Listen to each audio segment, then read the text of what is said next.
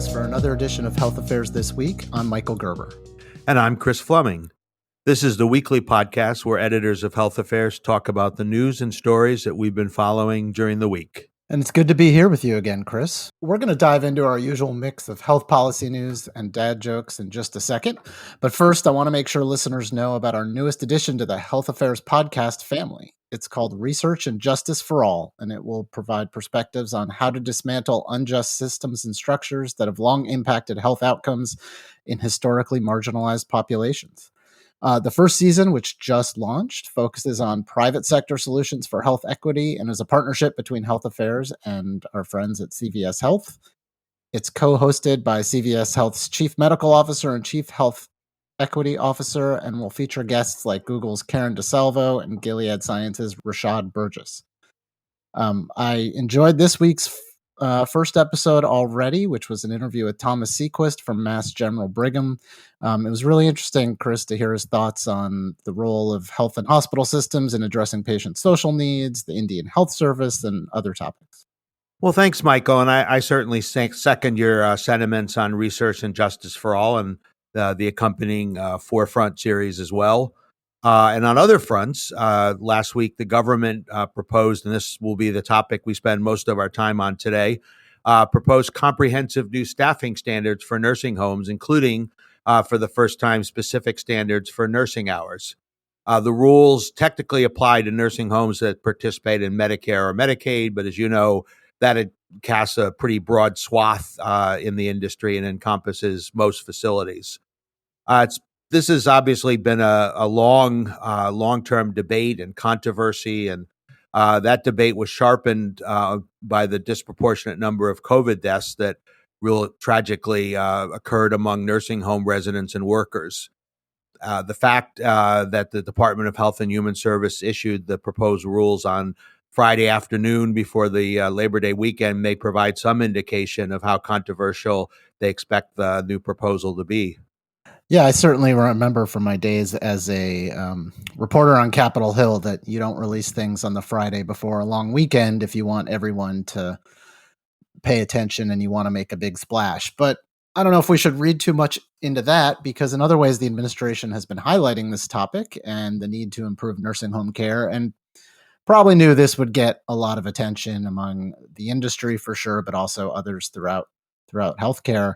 After all, President Biden promised in his 2022 State of the Union address to implement new staffing requirements as a central plank in his overhaul of nursing home quality standards. He also did write an op-ed for USA Today last week, coinciding with this announcement, and we'll get to more on that later. But first, Chris, can you tell us a bit about the new rules and why people felt they were needed? Sure.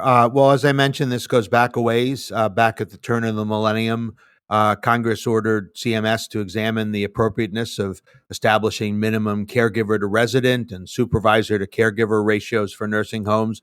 The result was a landmark study that advocated requiring, if I recall, at least 4.1 hours of nursing care per day, per resident per day. And that would have gone obviously substantially beyond what the current standards are. Those come from the 1987 Nursing Home Reform Act. The Obama administration issued an update to the regs under that statute in 2016. Under those requirements, facilities have to provide licensed nursing services 24 hours a day, 7 days a week.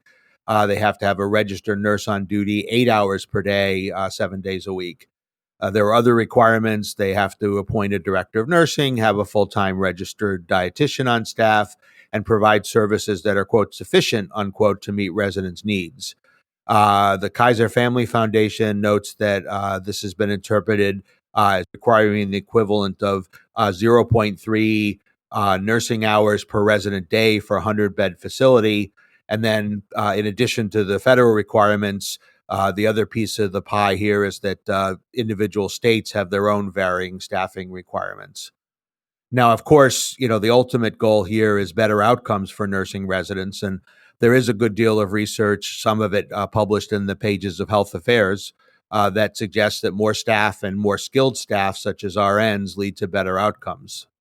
Yeah, it seems to make sense. And as I get older and near the age where I might be in one of these facilities, I certainly want to make sure they have adequate staffing. So there's some background. Where do the new rules come down? Well, they're really pretty moderate. The new proposed rules call for the staffing equivalent of 3 hours per resident per day. Now, as mentioned, that this would include for the first time specific requirements for nursing hours. A little over half hour per day, 0.55 hours would have to come from a registered nurse. 2.45 hours, the remaining time would come from a nurse aide. Uh, an RN would have to be on duty 24 hours a day, 7 days a week. That's obviously up considerably from the current requirement. And there's a fairly forgiving phase in period, too. Long term care facilities in non rural areas would be given 3 years to come into full compliance. Rural facilities would have 3 years to meet the 24/7 on site registered nurse requirement and 5 years to meet the rest of the staffing requirements. The administration says that roughly three-quarters of facilities would have to hire additional staff to meet these requirements. And I will say also that CMS said it's soliciting additional public comment on alternative policy options surrounding the standards and feedback on whether to add a total nurse staffing standard of 3.48 hours per resident per day.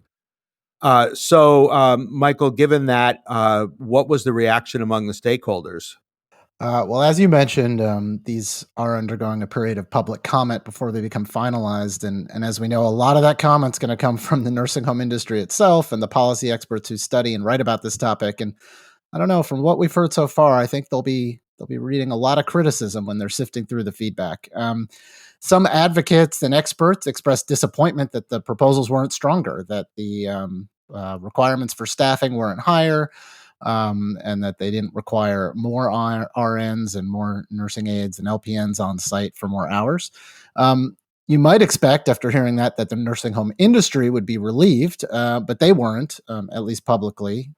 Um, in the spirit of polarization, they blasted the proposed standards as potentially ruinous for nursing homes, and that really came from a variety of people throughout the nursing home industry. One thing to note in his USA Today column last week that we mentioned, President Biden drew a distinction between for profit and nonprofit nursing homes.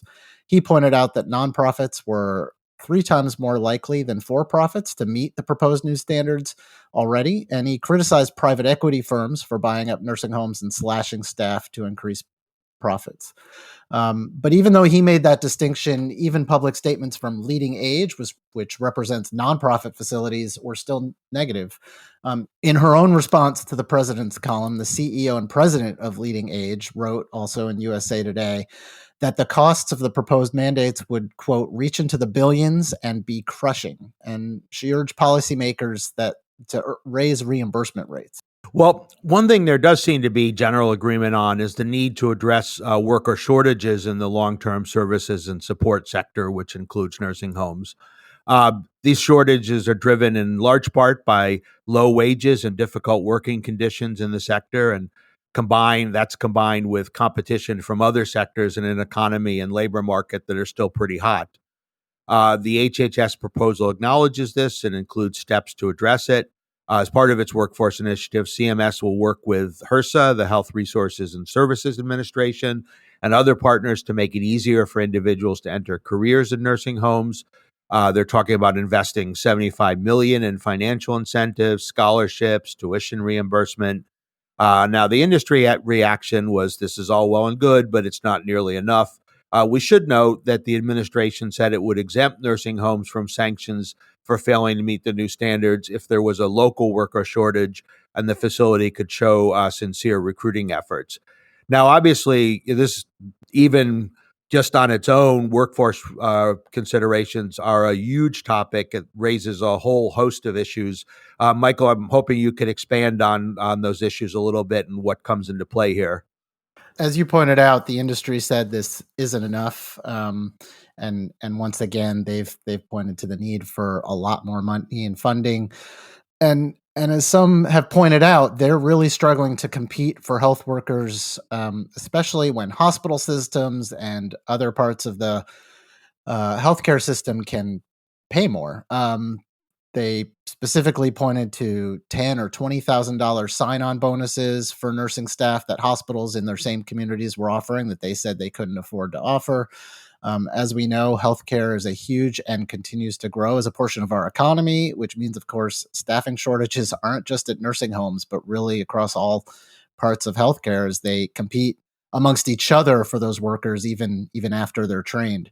So I wonder if administration efforts that fund scholarships and tuition might help on the front end, but it's really unclear if they'll prevent the huge turnover problem. Just 2 years ago, we published a study in Health Affairs that found median turnover rates at U.S. nursing homes were 94%, with some facilities experiencing an even higher churn of workers. There's also other policy issues impacting nursing home staffing, a large proportion of which includes immigrant workers. In fact, in her reply to Biden's USA Today column, the head of the nonprofit nursing home organization Leading Age also asked the president to urge Congress to reform immigration pathways, which we know is a topic that gets mentioned a lot when we talk about healthcare workers, but noticeably was absent from this announcement. Thanks. That's great and very interesting. And we'll finish up by pointing out that along with the proposed new rule, the administration highlighted some other efforts, including audits of nursing home staffing by CMS, oversight of how nursing homes are spending taxpayer funds, looking at inappropriate prescribing of antipsychotics and emergency preparedness. And of course, we should emphasize that the new proposed regulations are just that. They're a proposal. And now we enter, as Michael mentioned earlier, a period of comments where stakeholders and others will file comments, and HHS will then consider them and will finalize, presumably, the regulations with whatever modifications they deem appropriate.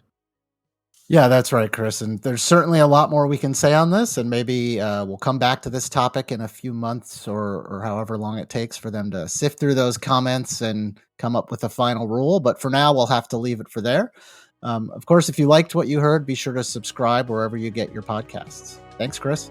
Thanks, Michael, and thanks to our listeners as well. We'll see you next week.